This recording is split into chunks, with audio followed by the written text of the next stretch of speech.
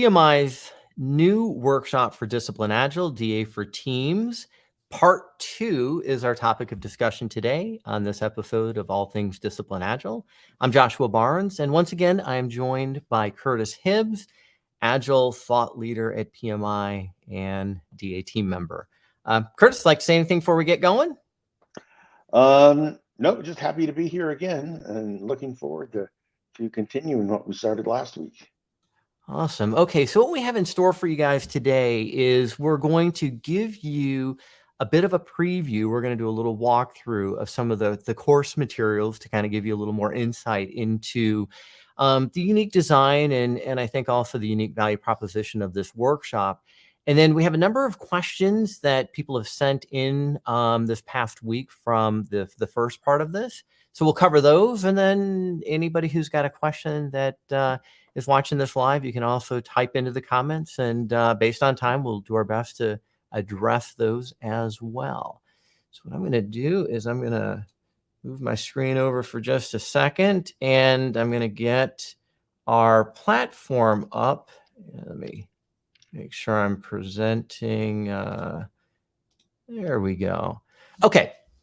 So one of the great things about this workshop that we mentioned last week is that there's no PowerPoint slides, right? So everything that we do is going to be in Miro. And these days, most teams, most people have seen either Miro or one of Miro's competitors, right? It's a virtual whiteboard, a collaboration platform that makes things just highly, highly collaborative. And again, as an ever-expanding whiteboard, you can have a lot of really great assets in one place. So where we're at in the workshop materials, and I'll zoom out a little bit towards the end of our overview, is we're sort of taking you right into the heart of the benefit of this workshop. And this is the assessment area. And so what I'm going to do is I'm just going to go ahead and sort of let that come in. And let me just zoom in and zoom out to get that kind of cleared up. So this is our starting point. So this workshop, again, it's a very modular design. We'll have multiple starting points. The first starting point is for teams that are using Scrum as their approach, right? So, and one of the questions we've got that we'll go into a little bit more depth on this is just the recognition that, again, with Scrum being so heavily used in organizations and by so many teams, one of the things that we want to be able to do is show how you can keep using your way of working, it's your Scrum, but we can look to Discipline Agile, look to the knowledge base, and help with potentially adopting practices that can solve impediments or challenges or just that bit of friction or drag within your process. So this is the starting point. We have the Scrum framework, right? This is from scrum.org, and it's just the visual representation of the Scrum approach. I'm going to zoom out a little bit just to get a little bit more on the screen. And so the first thing that we do is we drag on top of the Scrum framework, and I'll zoom in just so I can get the alignment right. And now what we have is we have what we find in the Scrum guide. We've got the 3 Scrum roles, the product owner, Scrum master, and developers. We've got the Scrum events, right, such as the sprint planning, the sprint itself, and we also have sprint artifacts, right, the outputs such as increment. So the first thing that we do, and I'll show an example of this in just a moment, is the team members, right? So we have a team, the entire Scrum team, that is taking a look at how they're using Scrum, and they give some feedback. So the items that we've got over here, right, to be able to delineate that, it's very simple to be able to just drag these elements over on top of one of the assessment items to give feedback. It's like, yeah, we're doing a great job with sprint planning. So that's the first step in the assessment process. The next is we also have a lot of data points from all of the teams, right, that have used EA and are using Scrum. And so now what we've got is we have a number of the sort of common challenges that we see with teams that are using Scrum. Now, some of these things can be more from a gap filling perspective, right? Again, we look to the Scrum guide and it's pretty clear. I mean, there's things that are going to be unique to your team or your organization or the governance or the risk tolerance or the types of dependencies you have to manage, right, beyond just something that a Scrum team can do entirely, right, especially with the complexity of our digital products these days. So we've got a number of these additional items, things like, workflow is visualized, or we have a low level of handoffs and handbacks. There is no hidden work. We don't have carryover work, right, from one sprint to the next. So what we find, and I'll pull over an example of this. This is just, oops, let me actually grab that element, and let me get this guy right here. Guess Miro is going to give me, I'm going to have to go ahead and just delete my cover for a second. And now I can get to what I'm trying to do.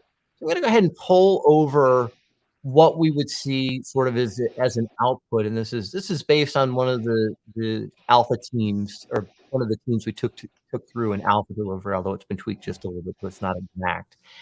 And this is how the team members are sharing their thoughts on the assessment items, right? And when you start to take a look at how much more there is beyond just what we would find, right, in the Scrum framework and in Scrum theory, right? Again, the roles and the events and the artifacts.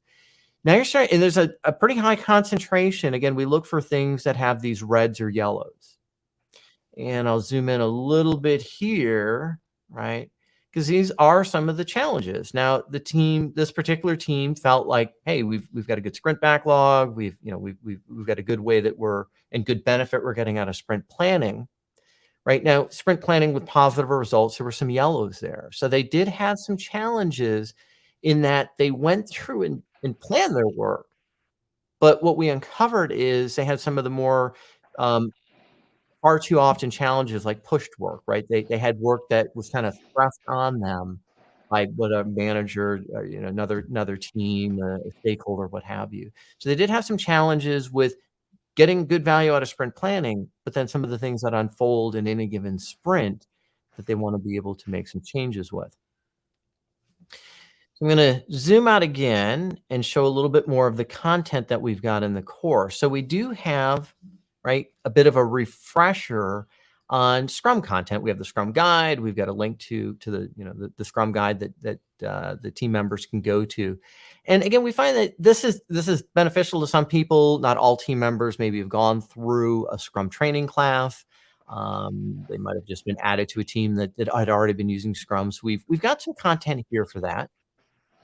But what's probably, I think, more important to show a little bit is this type of content, right? So these are, again, we went through and distilled a lot of the systemic issues that teams across lots of different organizations, lots of different types of industries and products that they're working on to come up with this initial subset. Now, this isn't all depending on the team, we can also add some additional things in, but these have some content, right, that the facilitator of this workshop will take the team members through to be able to do, right, the assessment up here. The other thing that is also a really great asset, and I'm going to just zoom out. I'll try and do this kind of slowly so that you can kind of not see Miro, zipping all over the place. So this is also, and there's a deep dive. We typically, in the latter part of the workshop, you can see there's just a lot more content in these. This is some of the reference material. The teams that go through this workshop, the board that we would be using, for instance, this board that I'm showing you, they have this forever, right? So this is one of the big parts of the value proposition that PMI has made available is we're not just providing you with student materials in a PDF format. Your actual work, right? The things that you're doing, you'll continue on with this board. Okay, so a couple of other things to kind of show if we were to, I'm going to zoom in a little bit and say, okay, we might have some discussion on, we've got carryover work, right? Which is pretty common. And there's not a one-to-one sort of like, hey, if you got carryover work, it's always because of this reason. There could be a multitude of reasons depending on the team and depending on what's going on that might be causing this to occur. So what we do next is we would grab that item, and I'm going to just kind of grab this here, and we're going to put it on this column in the team improvement backlog area. So this is an improvement opportunity, right? So we've got, we have carryover work from one sprint to the next. Okay. So now why and how are some of the ways? Now, this isn't going to get into a root cause analysis. I mean, that's something that the team might need to do, to continue to figure out all of the factors or maybe where the root cause is. But during the workshop, we'll at least be able to also show you some additional content. I'm going to go down here, this next area, and zip over here. And yeah, it is on the end. So if we're looking at, we do not have carryover work. I'm sorry, we're in this context, we do have carryover work. These are some of the things that the team can explore, right? Maybe it's how they're doing their iteration or sprint planning. Maybe it's their estimating strategy, or maybe they're not estimating their work and they're always overfilling how much work they can get done based on their capacity. Maybe they're not visualizing their work. Maybe they're not focusing on finishing. Maybe they don't have a good definition of ready or definition of done. Maybe the stories aren't in a good state of readiness. There's missing content. They haven't been discussed with the team. And so what we would do is we'll click on this, and I'll just go ahead and bring over the DA browser now. And how the workshop, and a great asset in the Miro board is, and I'll zoom back out in a moment. There are a lot of these practices that we can go right into the DA browser and start to explore. Again, definition of ready, definition of done, right? We've got some good content here. It's in the browser. We can go and we can take a look at if there's additional resources.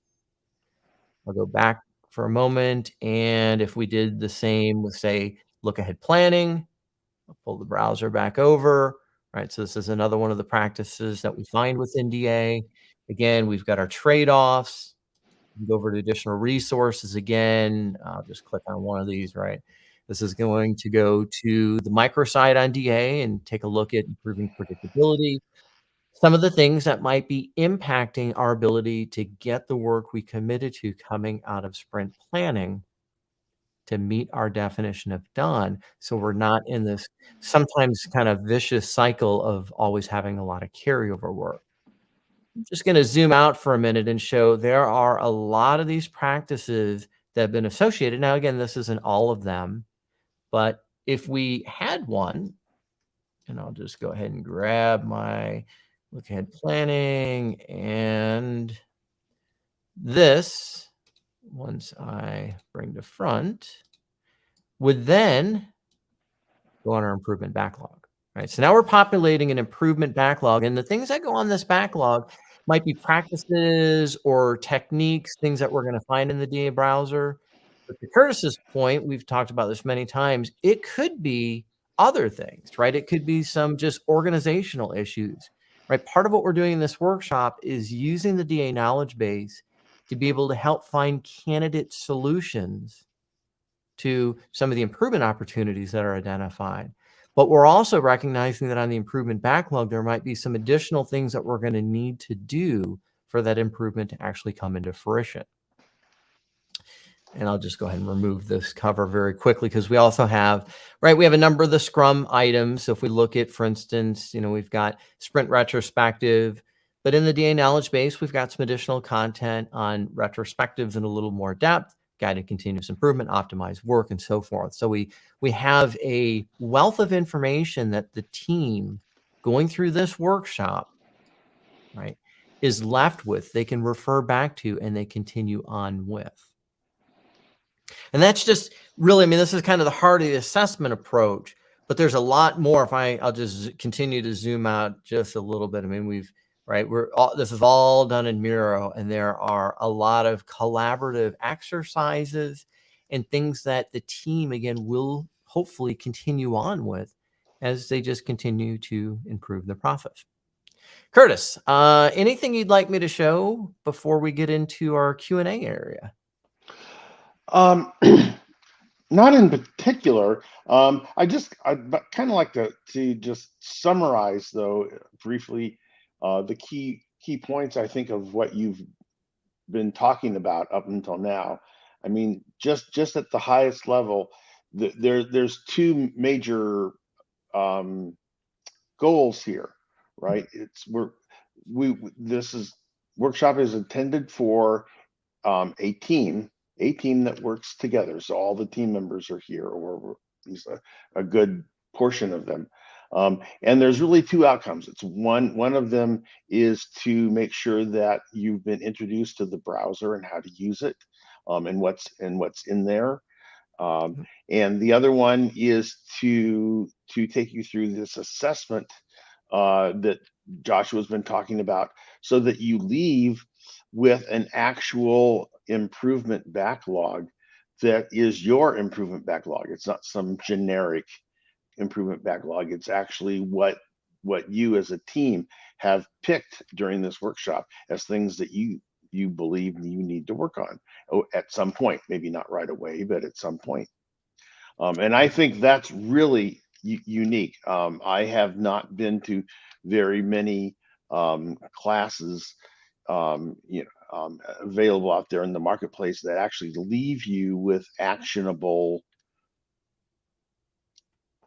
the word, I lost the word, but with actually something that's actionable. Yeah. An actionable asset, right? I mean, that's one of the things that in leaving, not only do you have, right, an improvement backlog and identified improvement opportunities, which is just a beginning point, but each one of these, again, is already linked into the DA browser. It's going to be able to provide not only the team, but anyone else that needs to support the team in bringing these types of improvements into action. Again, trying to do this in a very short period of time, but we do go through also and order the improvement opportunities. We take a look at the natural ordering. We take a look at where the biggest benefit might be, things that the team feels that they're capable of doing, or again, whatever the biggest friction point for them is. And so that's where we've got a bit of a focus during the workshop. But again, they continue on with this. The last thing, and Curtis, I'll ask you to kind of do a little bit of an overview of this, right, is we want to make sure that in leaving this workshop, somebody's taking ownership of this. And it could be the Scrum Master, right? It could be a team member. It could be a product owner. It could even be, a project manager. It could be a rotating assignment, but it's very important that we don't just come up with some really good improvement opportunities, just like doing a retrospective at the end of the sprint, and not actually bringing anything into action, not taking the next step because nobody owns it, or there's not a good plan for how to do that. And Curtis, anything you can add in on top of that? Yeah, that's one of the biggest failings of a lot of efforts, even with retrospectives themselves, right? Is that the stuff that comes out of these discussions and assessments just sit on the shelf and collect dust. And not only does that not help anybody, but it also, if you're doing, say that happens with your retrospectives, right? You identify all these problems, but nothing ever happens and nothing ever gets fixed. That's really dispiriting, and that's when teams start to feel like retrospectives don't work and they quit doing them. Right. So it's important, if you're going to go through all the trouble to identify your improvement opportunities, it's important to have an actual mechanism in place to actually work those improvement opportunities. That means somebody's in charge. Somebody has taken ownership of it. It doesn't mean that that person is doing all the work. It just means that person is driving the process, right? They're setting up the weekly meetings or the monthly meetings, or whatever cadence you're going to use, and they're making sure that the improvement items get assigned, tasked out to the appropriate people to work, and then they follow up and make sure that they're actually getting worked and resolved, that the team is happy with the results, that sort of thing. Yeah, absolutely. All right, so we do have a couple of questions here from live attendees, and then Curtis and I'll go through some of the other questions that we've got from the session last week. So the first question here from Jeff: I didn't catch the first workshop. I'm interested to hear what you see as the differences between DA and traditional Scrum. So one of the things in the workshop, and then I'll ask Curtis to also share some thoughts, is that, again, we're recognizing that whatever the approach that the team is using, right? They could be using professional Scrum according to the Scrum Guide and Scrum.org. They could be using an approach based off of Scrum, right? We're trying to make sure that we're recognizing that whatever their current way of working is, that's where we want to see where improvement opportunities exist. And it could be in the way that they're using Scrum, right? Again, they start off with assessing the elements that are coming directly out of the Scrum Guide. And then we have some of the additional ones that are layered on top of that. So as far as a difference between those, and there's another question that I'm going to pull up again in a moment that looks like is on the difference between the life cycles within DA versus what we've covered. And so that's kind of a separate question. But this is just the recognition of we're starting with the team's approach. Yeah, I'd like to jump in on this one also, Yeah. because I think there might be an assumption in this question that DA is a framework like Scrum. Oh, yeah. And it's not. DA is a knowledge base. It's a curated knowledge base of existing Agile practices and the trade-offs between them and when you might want to choose one over the other. So that knowledge base can be used to help you improve whatever methodology or framework you're using, whether it's Scrum or anything else. Right. So it's not really a difference, it's an add-on. Yeah. All right. Thanks for the question, Jeff. And the next one from Christian. One question: why do we have Scrum form then natural agnostic approach of DA, i.e., the Agile life cycle is DA changing that? So, and again, I'll give the bit of my context on this, and then Curtis, I'll ask you to do the same. So, there could very well be, right, a workshop starting point based off of the Agile life cycle or the Lean life cycle. DA at the team level has 6 life cycles associated with it. Agile, which is kind of an extension of Scrum, it's a time-boxed approach. There's the Lean life cycle. There's continuous delivery versions of the 2 of those. There is an exploratory life cycle, and then there's a program one. So if a team were using the Agile life cycle, right, we would have that as the visual instead of the Scrum graphic to be able to show what they're doing in inception and construction and transition. We'd have a similar set of boxes that are the common or more systemic challenges that teams that are still using a time-boxed approach. Might be a little bit different, obviously, if we were using the Lean life cycle, but those are other starting points that this workshop lends itself to. Yeah, and the whole reason there's multiple starting points is that the teams that are using this workshop or that are taking this workshop are going to be using different approaches, and they're going to have different starting points. And so we're trying to make this as best a fit for the specific team as possible, right? So if they're Scrum is really the most common, so we're starting with that as the first starting point that we're developing.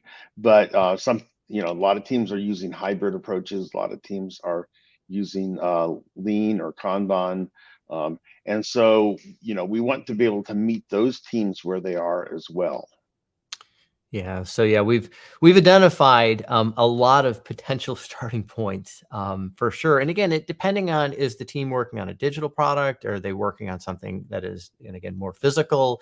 Is it a maintenance team? Is it a team that's doing, larger enhancement type of work? So lots of different ways of working, lots of different types of work that teams are doing. Are you in a heavily regulated environment? Do you have a lot of governance, a lot of compliance?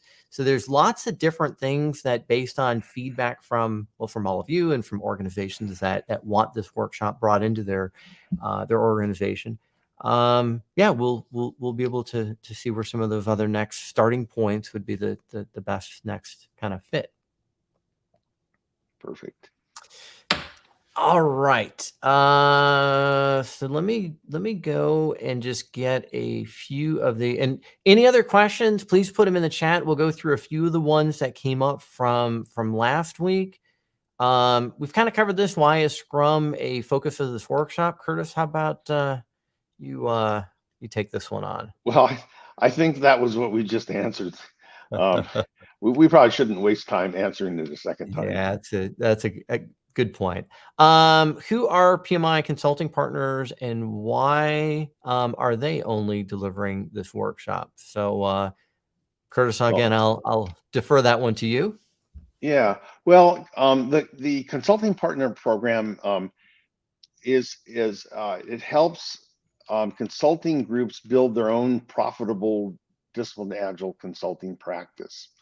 And to become a consulting partner, you have to already be a what does ATP stand for? Authorized training partner. Thank you.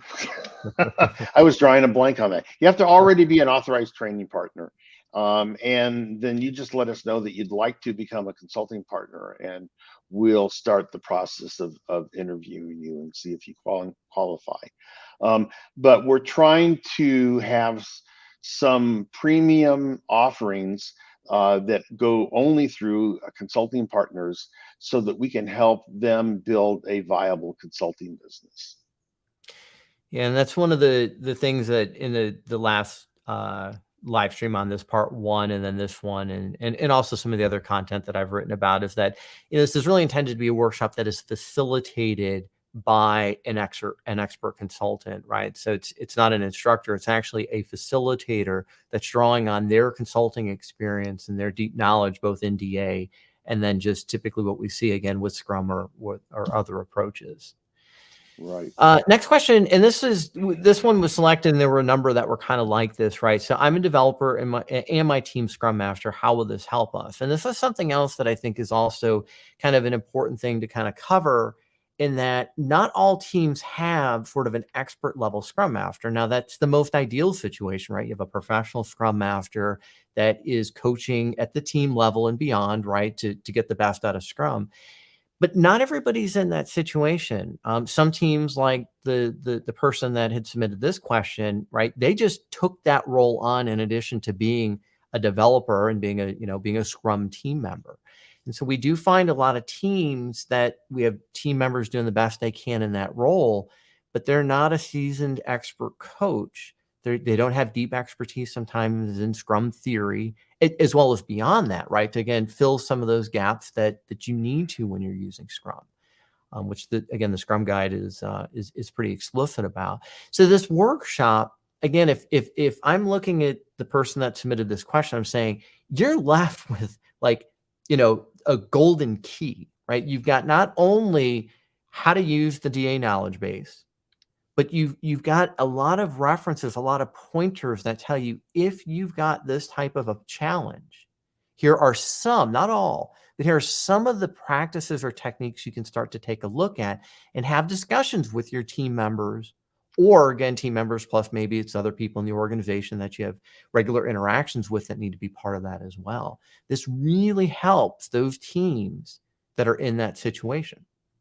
Last thing I'll say is I've had an opportunity since DA's been around now for over 10 years to interact with a lot of organizations with a lot of very experienced Agile coaches. And sometimes we hear feedback, oh, the DA browser, I know all that stuff.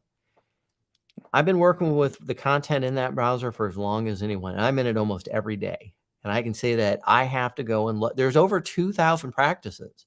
And I have a pretty good memory.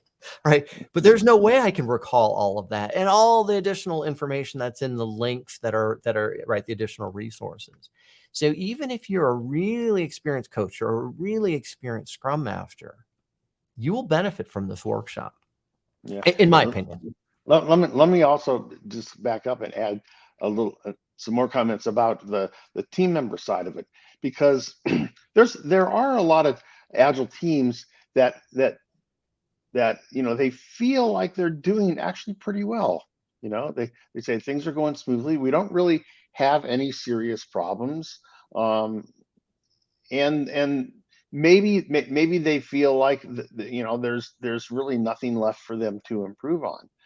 Right. And one of the things that happens when they take a class like this is when they finally see all the different moving pieces that come into play, they realize there's actually a lot more to it than they realized. and part of this is just because if you're on an agile team and you've got organizational constraints and things that are holding you back, you tend to figure out ways to accommodate those things, and they just kind of fade into the background, and you forget that they're even there. But once you see them as part of this assessment and start having discussions, you go, oh, yeah, that's right. I remember we do have that problem. And not only have you re-identified it, but now you're taken through a process where you can actually use the knowledge base to find what all your options are for addressing that. It's really, as Joshua said, a gold mine. Yeah. All right, so we've got time for one more question, and I'm going to go ahead and pull up one from Mark. So, Mark, good question. Agile lifecycle, not sure what you mean. Scrum is a framework, Agile is a mindset. So, Mark, within Discipline Agile, because it's not a framework, you can make some pretty significant choices, like the overarching approach that you're going to take. So, a time-boxed approach, right, using sprints or iterations, is one of those versus, again, a Kanban approach.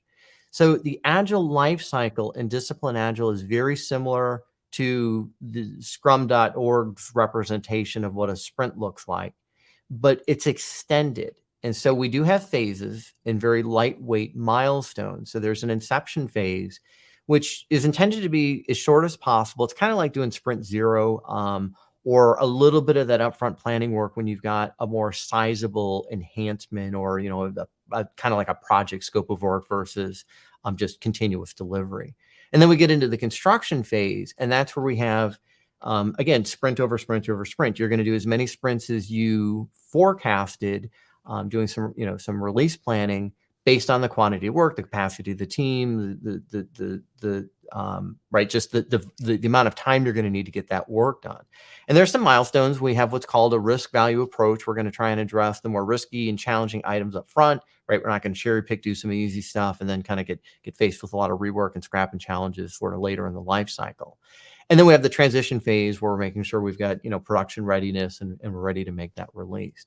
So the Agile life cycle is just one of the choices that you can make out of DA. Again, there are multiple life cycles, which really just mean there's multiple approaches. And that's why it's not a framework, because there's not one path through DA like there is with Scrum or a lot of the scaling approaches that use Scrum sort of as its backbone. Curtis, anything in addition to that? No, I think you covered it pretty well. Okay. So thanks, Mark, for the question. Thanks, everyone else, for the questions. We'll see if any more come in.